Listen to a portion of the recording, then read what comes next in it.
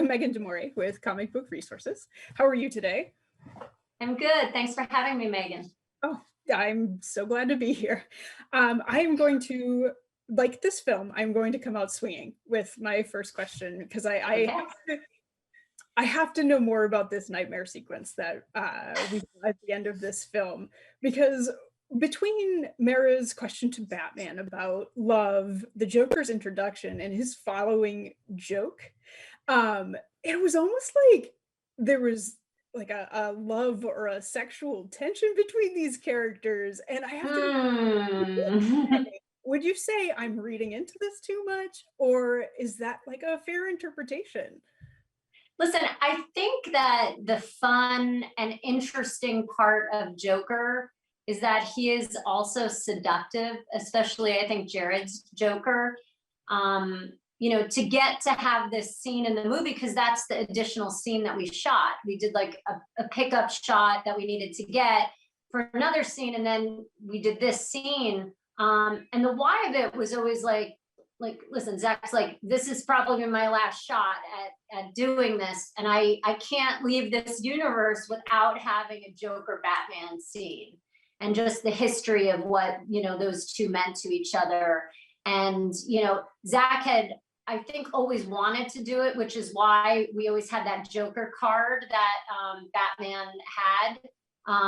So the card, where did it come from? I think that's a nice little Easter egg.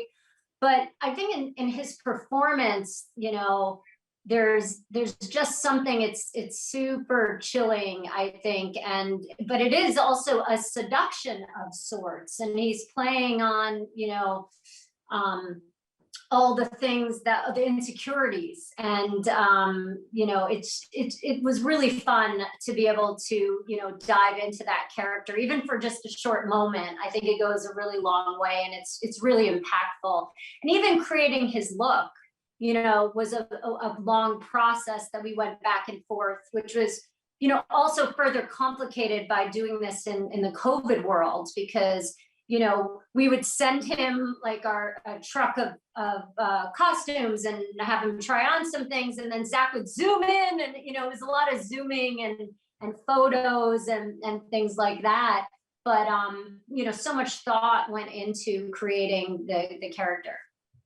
Yeah, zooming feels so appropriate for this day and age too. My next question, speaking of this nightmare and Easter eggs in particular, I noticed when we were talking about this future that the leads of the other major DC franchises, Wonder Woman, Harley Quinn, and Aquaman, were all dead in this future. So I want to know, was that like an intentional choice? Was that a coincidence, or is that like if kind of approach to that scene? When we originally came up with Justice League, there was an intention. There were 2 more movies that Zach had in his head. So, even though this is kind of the end of our trilogy of movies, we weren't going to change the ending, even though I think DC has moved on in other directions. So we kind of wanted to be true of the vision that Zach had, what Chris and Zach set out to be. So that's kind of where that came from. Was where it was, or where it could have been, and who knows? We play with dreams and time a lot, so there's always a play of like what can happen, as we've seen in this film. Okay, great. And that looks like that's all I have time for today, but thank you so much for speaking with me, and good luck with the rest of the launch of the film. Thank you so much.